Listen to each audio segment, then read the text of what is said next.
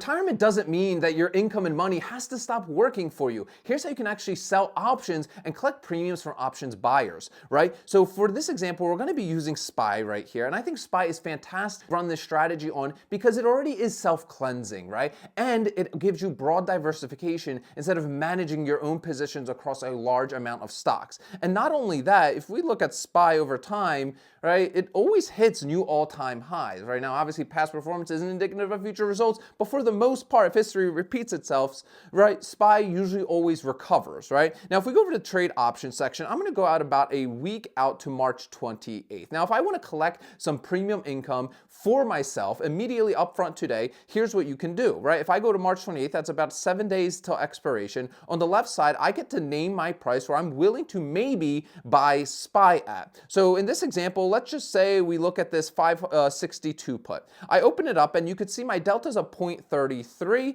That basically means that there's a 33% chance that SPY will drop to 562 and you're going to have to buy 100 shares of it. However, there's a 70% chance that this option expires worthless and you just walk away with that premium. Now, what is that premium, right? That premium upfront today, you would actually collect $393.96. You can see that's constantly changing because the market is open. Now, you can open multiple of these contracts if you want to as well, depending on how much of a paycheck you actually want to give yourself. So like, for example, if you open like 10 contracts right here, you collect $3,900 up front. Now, a few things can happen, right? To be fully transparent, number one is, let's say the 28th rolls around and SPY does hit 562, you're going to have to buy those 100 shares. But that's cool because now we can run covered calls on our 100 shares as collateral now, collect more premium, and then sell them for a higher price and collect that appreciation sale.